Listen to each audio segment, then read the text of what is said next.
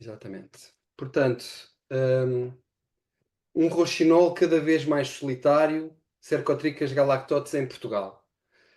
Hum, Vou começar por falar um bocadinho da taxonomia desta espécie, passar brevemente pela identificação, porque até é uma espécie que se identifica bem uma vez que esteja presente.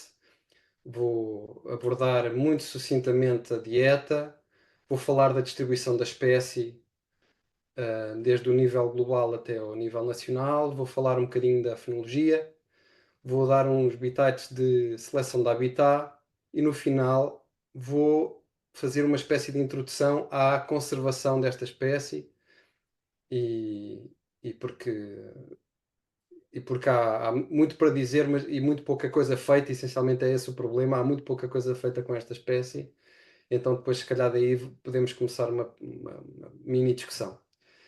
Comecemos então. Bem, esta espécie faz parte da classe dos passeriformes, portanto é um passarinho, como já sabia praticamente toda a gente que veio assistir a esta apresentação, faz parte da família Muscicapida, que antes era uma subfamília da família Turdida, dos tordos, e portanto, quando eu estudei esta espécie, na minha altura, agrupava não só com o chasco e com o melro azul, mas também com o melro, na minha cabeça faziam parte de um grande grupo, mas entretanto isso deixou de ser assim. O género Cercotricas também nos últimos anos sofreu uma separação, portanto, estes dois géneros que eu aqui estou a mostrar, o género Ticedon e o género Cercotricas, costumavam estar agrupados, portanto, aquele Ticedon corifeus eram Cercotricas corifeus e por aí fora, e entanto foram separadas estas duas linhagens, certamente são aparentadas, basta olhar para as aves para perceber que são aparentadas. E Ticedon e a maior parte de cercotricas são taxa que ocorrem na África, subsaariana principalmente, mas não apenas, como podemos ver com o nosso próprio Cercotricas galactotes. E na nossa região do Paleártico Ocidental, de todas estas espécies, apenas ocorrem duas espécies do género Cercotricas. E portanto eu estava a dizer neste ponto que das cinco espécies do género Cercotricas, naquilo que é presentemente o género Cercotricas, apenas duas se distribuem no Paleártico Ocidental, que é a nossa zona biogeográfica, em que inclui a Europa, inclui uma parte do Médio Oriente e inclui o Norte de África.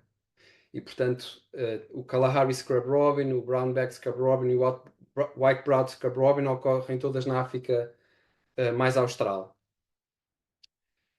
Dentro do Cercotricas da lactotes temos 5 subespécies, se bem que podem haver atualizações nos próximos tempos e há uma subespécie que ocorre no limite leste da área de distribuição, portanto no Cazaquistão, que eu agora não me lembro se chama desérticos, mas que eventualmente pode vir a merecer a separação da subespécie onde está incluída agora, que é a subespécie familiares.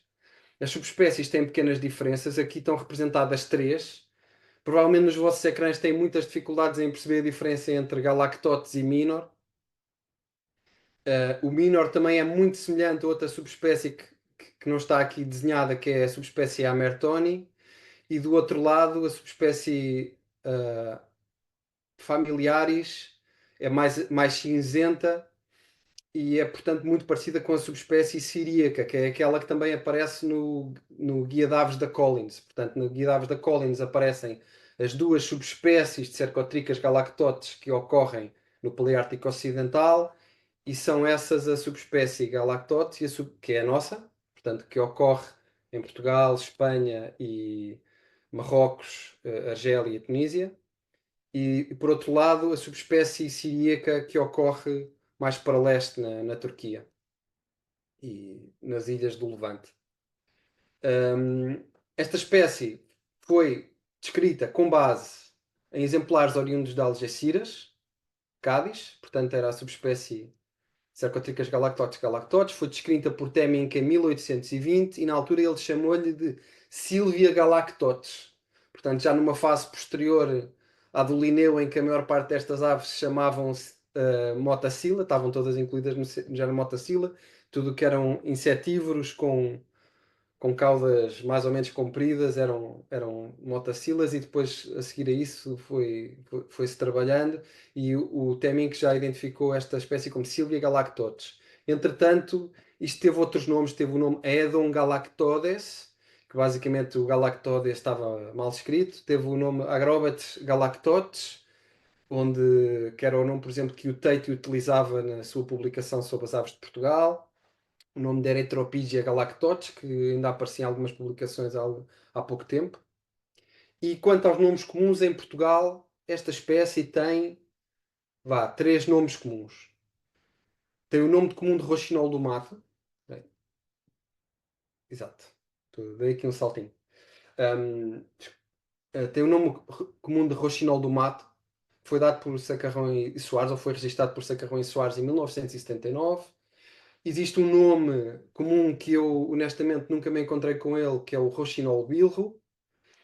E, finalmente, no ano 2000, Hélder Costa e outros, nos seus nomes das aves nomes portugueses das aves do Paleártico Ocidental, acharam que o nome roxinol do mato não era o ideal para esta espécie, e utilizaram outro nome que tinham coligido no seu estudo, que era de solitário, e por acharem que o nome de solitário era mais sugestivo, atribuíram o nome de solitário à espécie. E, entretanto, deram um alerta que, caso esta espécie fosse apresentada ao lado de outras espécies do mesmo género, de outros cercotricas, podia ser chamado de solitário ruivo, em contrapartida. Só um passo atrás, relativamente ao nome científico. O nome Cercotricas galactotes vem do grego quercos, quer dizer cauda, e tricas quer dizer tordo, portanto é um tordo com cauda, ou um tordo rabilongo, ou um tordo de cauda. E depois galactotes vem do grego gala, ou de galactos, quer dizer leite, e galactotes quer dizer que é leitoso. Portanto, eu presumo que estivessem a falar da parte ventral da ave, e portanto era um melro, um tordo com uma cauda comprida e leitoso por baixo. E daí o nome científico. Quanto a. Só mais um toque. Relativamente ao nome desta apresentação, eu chamei-lhe um roxinol cada vez mais solitário. Portanto, era uma menção aos nomes comuns da ave. Eu cresci com este nome de roxinol do mato. Para mim fazia sentido ser um roxinol do mato, no sentido em que é uma ave que superficialmente e às vezes em movimento faz lembrar um Lucinia megarrhinx, que é o nosso roxinol comum, mas só que ocorre em zonas de matagal, não necessariamente zonas com tantas árvores. E, portanto, para mim este nome fazia sentido. Mas ao longo do tempo, o nome solitário também eu não tenho nenhuma antipatia com o nome solitário. Eu acho realmente o nome sugestivo, o nome com caráter, e, portanto, na minha cabeça é um roxinol que é cada vez mais solitário. E depois há uma ligação também à parte da conservação no final da apresentação, que justificou que eu tivesse dado este nome à apresentação. Relativamente à identificação desta ave, eu diria que, para quem nunca viu esta ave, a pessoa pode pensar, bem, é um passeriforme castanho, como é que eu vou conseguir identificar? Mas a verdade é que quando estamos no habitat da ave, quando estamos perto da ave e ela surge, muito rapidamente nós nos apercebemos que aquela ave é diferente e tem uma estrutura que é muito própria e que não se repete, e tem um comportamento que é muito próprio. E, portanto, a ave não é propriamente difícil de identificar quando é bem vista. Mas, a saber, as características que devem ser observadas são, ou que vão ser observadas assim que dermos com a ave, vai ser que a ave tem marcas faciais óbvias.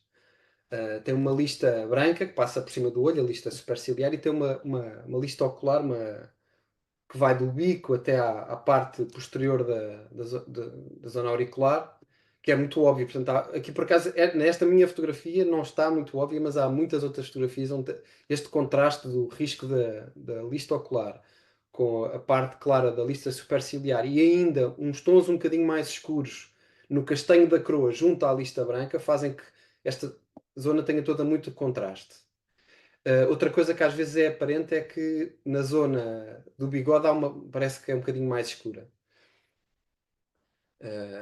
E isso às vezes também se nota. Todos estes contrastes fazem com que a ave tenha uma cara particular e que se vê à distância. e que provavelmente tem alguma consequência também na comunicação entre esta ave e os conspecíficos. A mesma coisa se pode dizer da cauda, que é outra característica muito icónica desta ave. Tem uma cauda muito alongada, que tem sempre um tom alaranjado, independentemente da subespécie, e que tem pontas brancas na maior parte das retrizes, debruadas a negro. Portanto, a base das penas é alaranjada, depois tem uma zona onde são mais escuras, talvez com exceção em alguns casos das retrizes centrais, mas neste caso até a retriz central tem uma mancha mais escura. E depois a ponta da maior parte das retrizes tem uma quantidade variável de branco, portanto começa muito fino junto às retrizes centrais e depois vai alargando à medida que nos afastamos da, do centro da cauda. Depois, a espécie é acastanhada nas partes superiores. Na nossa subespécie, chega a ser mesmo acastanhado alaranjado. Noutras subespécies é mais acinzentado, como já tinha dito.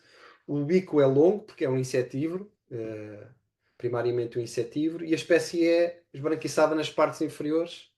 Portanto, é aquela parte que é leitosa, é um bocadinho mais. Tem uns tons mais de creme no peito e nos flancos, às vezes, mas especialmente o centro do ventre é mesmo branco. Tem uma dimensão de 15 a 17 centímetros de comprimento, que é mais ou menos a mesma coisa que um Luchini garrincos, é mais ou menos a mesma coisa que um pardal também, que varia entre mais ou menos os 14 e os 15,5. Tem um tamanho que também é comparável, por exemplo, com o chasco ruivo, ou com o chasco comum, e portanto é disso que devemos estar à procura de uma ave. Para um passarinho não é dos mais pequenos, é maior que uma sílvia melanocéfala, por exemplo, mas é mais pequeno que qualquer um dos tordos. Relativamente ao comportamento, esta ave passa muito tempo no solo em alimentação, tem um movimento da cauda que é constante. Nesta fotografia, ele está a levantar a cauda, está em movimento, e a cauda pode ficar mesmo na vertical, ou ir para além da vertical, quase a fazer sombra à cabeça, em alguns casos. E depois há um comportamento que eu espero poder mostrar-vos agora, que é ele baixa a cauda repetidamente e às vezes abre as asas. E, e quando faz isto de baixar as asas, deixa-me só mostrar-vos aqui um exemplo mais. Estamos a ver. Ele está a comer no chão, isto é o comportamento normal de busca de alimento.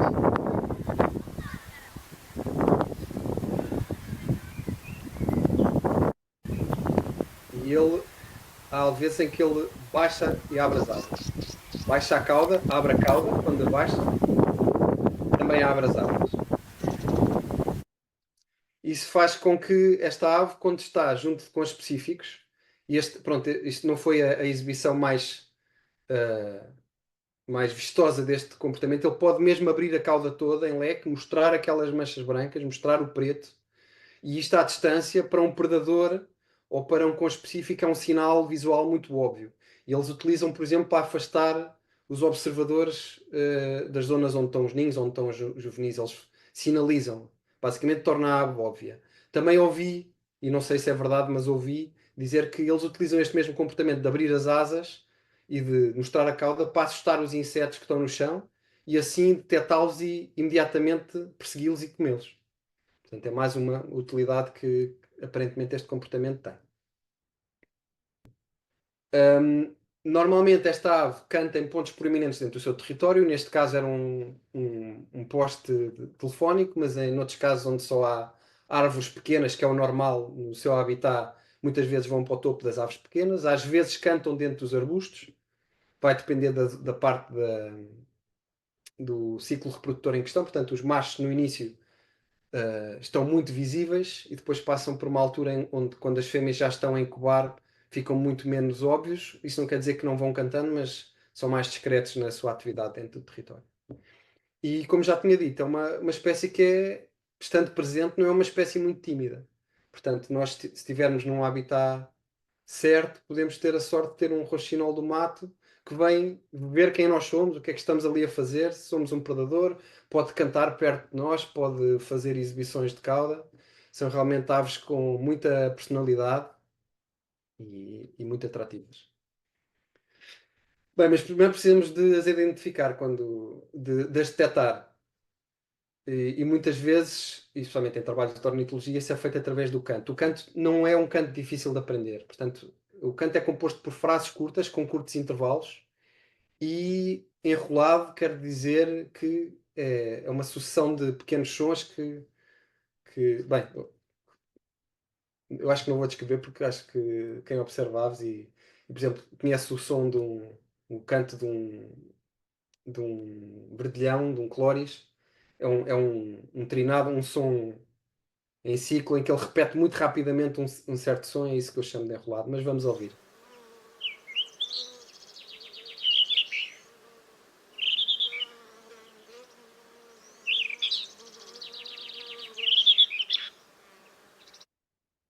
Agora outro exemplo.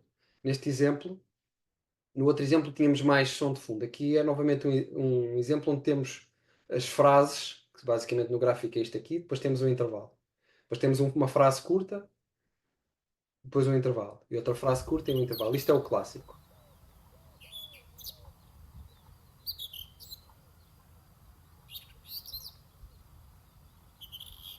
Não sei se conseguem ouvir bem. Consegue-se Espero que ouvir sim. um bocadinho distante, o outro ouvia-se melhor, mas dá para perceber, sim. Ok, pronto. Esta é a estrutura clássica do canto. As espécies que têm um canto que, na minha cabeça, tem mais sujeito a confusão, na realidade até são espécies comuns. E, portanto,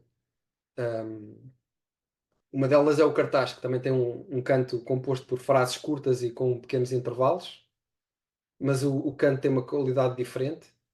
E pronto, nos dias que correm, que toda a gente tem acesso a gravações, que não era verdade quando eu comecei a sair para o campo para os tentar identificar e tive que ir.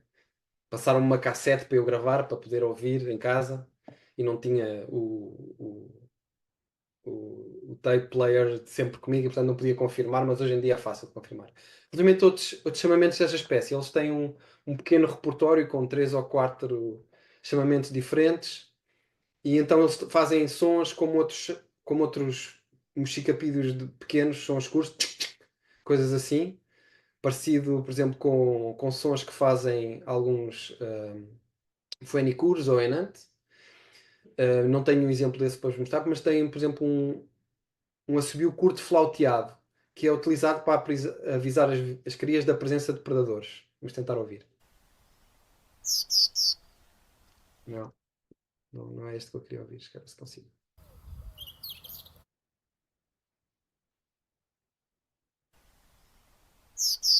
Não, só estamos a ouvir o último som. Aquilo que eu vos queria mostrar é o. Ok, isto é estranho, ele está a sobrepor os dois sons, peço imensa desculpa. Mas pronto, voltando atrás, há um assobio curto que ele utiliza para avisar as crias, por exemplo. Os adultos, eu costumava ouvir muito isto quando estava a monitorizar ninhos. É um pequeno assobio. Também não é completamente dispar de sons feitos por fonicures, por exemplo. E depois há um som que eu chamava insectoide, era a minha mnemónica, que era este som que é assim mais elétrico, mais faz-me lembrar um inseto. E pronto, são estes três sons que eles fazem. Não são os mais. Os sons curtos não são muito úteis para identificar, para quem não tem experiência, mas depois a canção realmente é mais útil. Passar à frente. Quanto à dieta, eles são insetívoros e comem todo o tipo de invertebrados: besouros, percevejos, formigas, abelhas, e o name it, até chegar às centopeias e aos milípedes e às minhocas.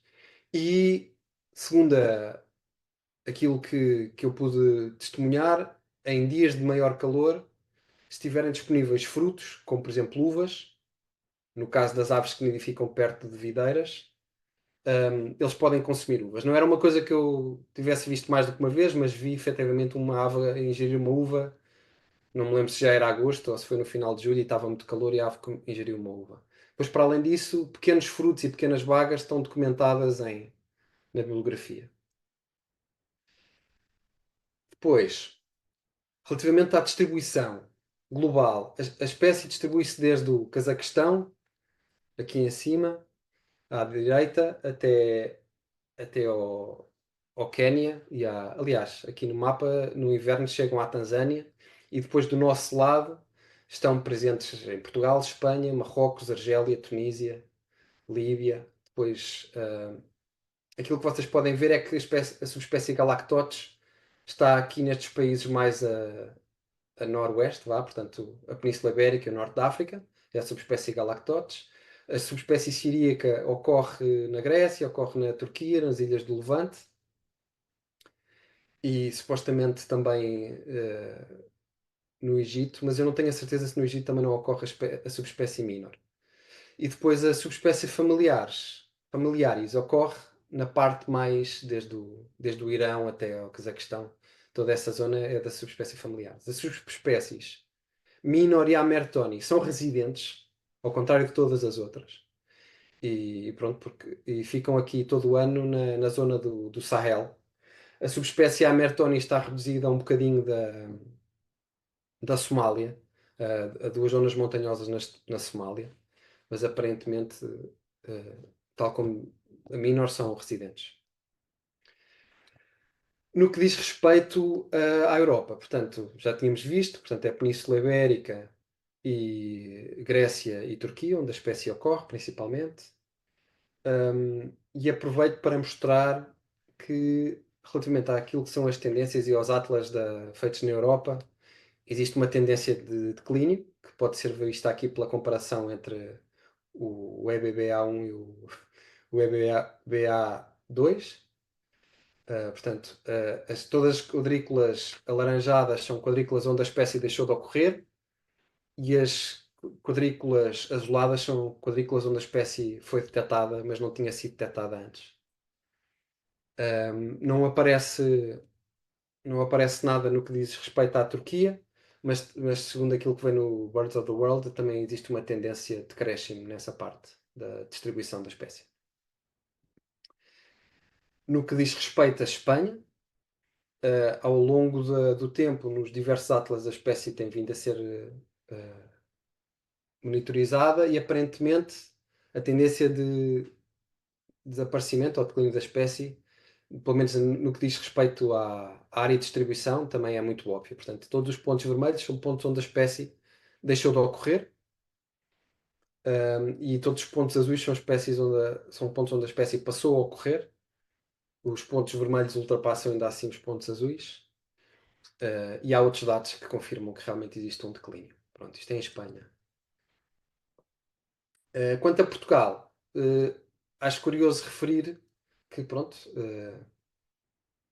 aquilo que nós conhecemos não deve ser hoje não deve ser muito diferente daquilo que ocorria no passado. Portanto, Caverley refere a bacia do Tejo como no limite norte, mas Tate, em 1994, observou a espécie numa vinha a este de Estarreja, que é interessante. Mas pronto, é um registro anedótico. No primeiro Atlas, a espécie distribuía-se desde a Malcata, aquele pontinho lá em cima, onde a espécie ocorria num lameiro, até o Algarve, mais ou menos aquilo que vemos hoje. Existem ali uns pontos na bacia do Sado,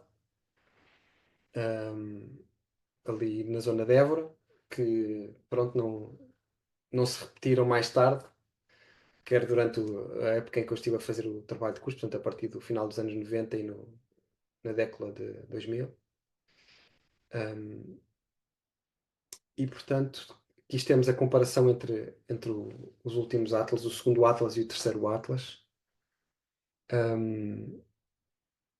E vemos que a espécie deixou de ocorrer em toda a distribuição na parte norte, onde a espécie ocorria na zona de Castelo Branco, principalmente no Rio Ponço, na zona da Malcata, deixou de ocorrer no Alto Alentejo, praticamente,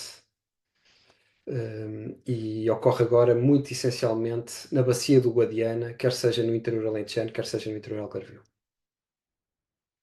Quanto à fenologia, pude comprovar em primeira mão que em março a espécie já canta em Marrocos, no final de março, e segundo estudos feitos em Espanha, é a partir de março que a espécie começa a passar para a península. Em meados de abril, existem registros no Algarve, no Baixo Alentejo e no Algarve, mas a verdade é que em Portugal, pelo menos a maior parte dos territórios só iniciam a reprodução já em maio. E mesmo no Algarve, é difícil ver aves em abril, não quer dizer que não haja, mas são muito menos. A maior parte das aves chega já em maio.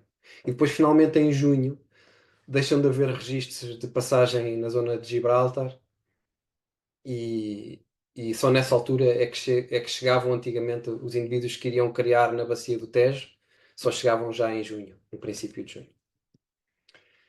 Temos, portanto, aqui a confirmação daquilo que eu acabei de dizer neste gráfico tirado do eBird. Portanto, a meio de abril há registros pontuais. No site avesdeportugal.info, o registro mais cedo é de Glenisvolz, de 18 de abril. Mas pronto, por exemplo, o Simon Waits tem um registro de 22 de abril já em Mértola, que é um registro cedo. Eu posso-vos dizer que na minha área de estudo, que era essencialmente a zona onde agora está a barragem do Alqueva, nunca detectei a espécie antes de 14 de abril, nos idos de 1999 a 2003. E depois a espécie começa a sair dos territórios a partir de agosto, e a passagem dá-se principalmente em setembro, digo eu, e há alguns indivíduos que aparecem ainda em Portugal em outubro.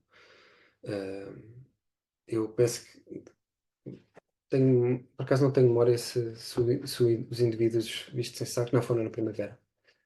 Portanto, temos aqui 11 de outubro como último registro, e é isso, a espécie fica cá muito pouco tempo e depois passa o resto do tempo em África. É curioso ver que no século XIX alguns indivíduos permaneceriam em Vila Viçosa. Não sei quão fiável é este registro, mas achei interessante. Relativamente àquilo que acontece na reprodução propriamente dita, as primeiras posturas detectadas no tal estudo, que depois deu origem ao meu trabalho de fim de curso, são efetuadas uh, numa data média de 7 de junho, mas como veem depois ali o intervalo é muito grande. Um, o intervalo é muito grande e, portanto, há espécies que começam bastante antes, mas vá, a data média é 7 de junho. Isto tinha a ver com o facto da minha amostra ser muito, muito, muito pequena. Acho que tinha. Oi? Ele salta sozinho. Um, tive 11 ninhos monitorizados até ao final da época. E, portanto, a data da eclosão é à volta de 23 de junho e a saída do ninho dá-se à volta de 3 de julho. Mas, como podem ver, uh, às vezes acontece as aves saírem do ninho quase em agosto. E depois em agosto é logo a altura de sair, é a altura de sair do ninho. Do ninho não, da zona, mas vá. Depois uma série de casais, segundo as posturas, que é uma coisa que está muito registada em Portugal e Espanha, mas que não é necessariamente comum em toda a área de distribuição da espécie.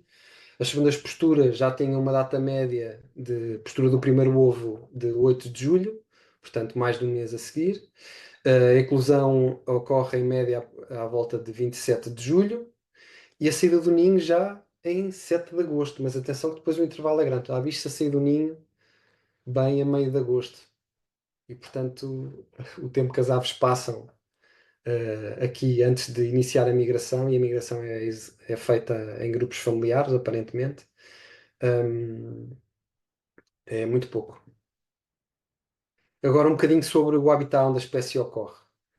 Um, esta espécie ocorre basicamente, eu diria que é o habitat principal da espécie em Portugal ainda, hoje em dia, é ao longo de vales quentes e ensolarados das bacias do Guadiana, antigamente também da bacia do Tejo.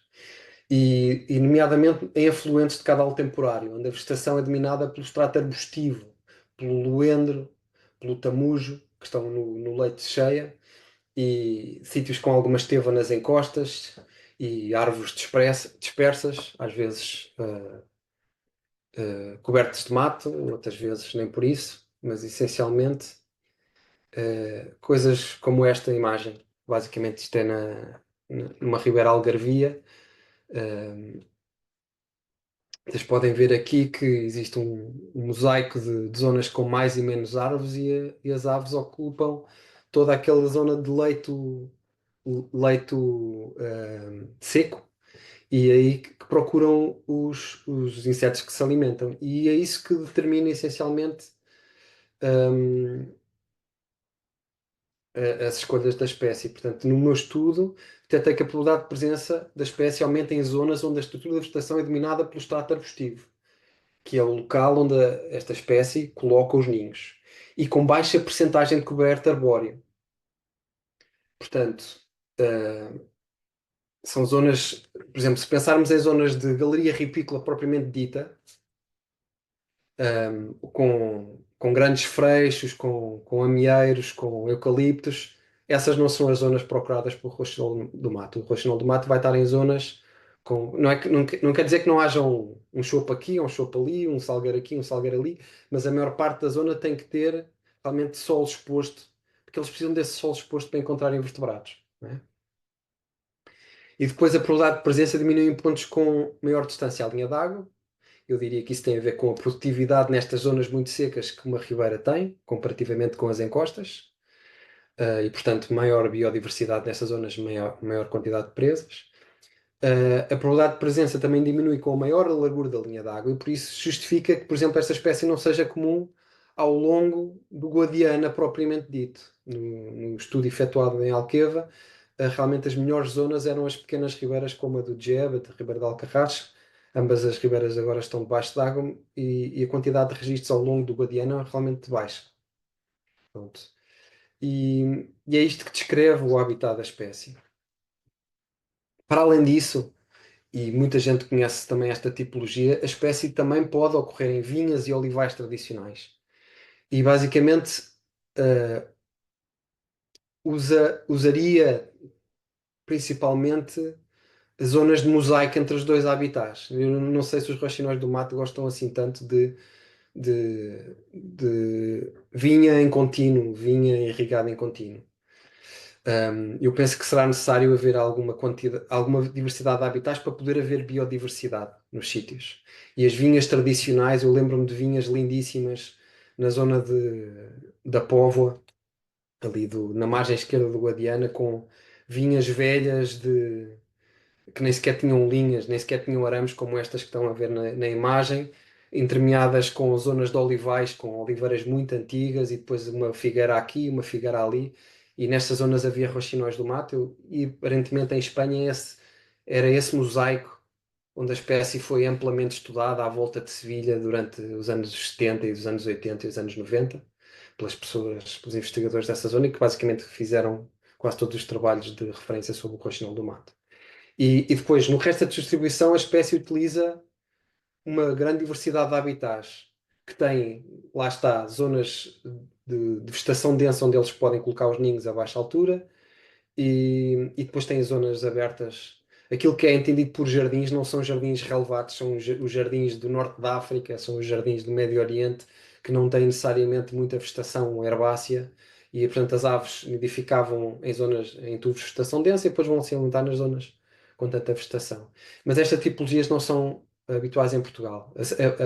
Existe um exemplo do contrário disto que eu estou a dizer, que é o único trabalho, a única nota publicada especificamente sobre essa espécie em Portugal que eu tenha conhecimento, é uma nota de bugalho, penso eu, dos anos 70, onde ele dá conta da nidificação de um roxinol do mato numa palmeira, numa fênix, na zona de Porto Alegre.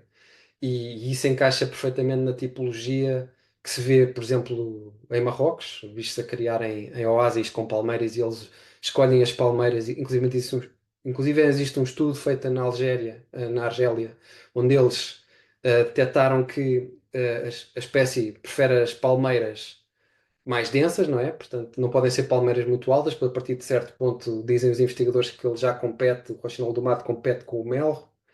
Um, Portanto, ele escolhe as palmeiras e até tem maior sucesso reprodutor quando está um bocadinho mais alto nas palmeiras, até certo ponto daquilo que eu entendo.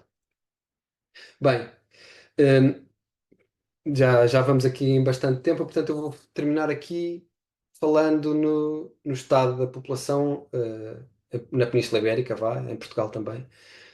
Como podemos ver já nos mapas de distribuição, a espécie teve um declínio muito grande em área, mas para além disso, os estudos feitos em Espanha mostram que houve um declínio total de 94,8% da população em Espanha. E isso justificou que o Estatuto de Conservação da Espécie no nosso país tivesse sido elevado para em perigo. E que em Espanha em 2021 também tinha sido elevado em perigo. Apesar de na Europa e a nível global ainda serem consideradas least concern, portanto, não sendo muito preocupantes, mas houve um declínio brutal desta espécie. Eu não tenho, nós não temos dados relativamente ao que se passa em Portugal, mas aquilo que eu posso dizer, e são, pronto, de certa forma é anedótico, não no sentido de ser engraçado, mas no sentido científico, que na primavera passada, quando procurei esta espécie, à volta de entre maio e junho, não, essencialmente em junho, fiz uma saída onde visitei uma série de locais no Sotavento Algarvio e ali na barreira com o Alentejo, no Vascão, e em 9 locais, sendo alguns deles locais muito bons, onde haviam mais do que um casal a criar, eu nessas visitas não vi nem ouvi nenhum roxinol do mato. Eu sei que eles estavam presentes e, portanto, claro, a pessoa, mesmo visitando o local, às vezes tem um falso negativo, mas eu tive 9 falsos negativos nas ribeiras do Algarve, em sítios onde eu sabia que as aves ocorriam.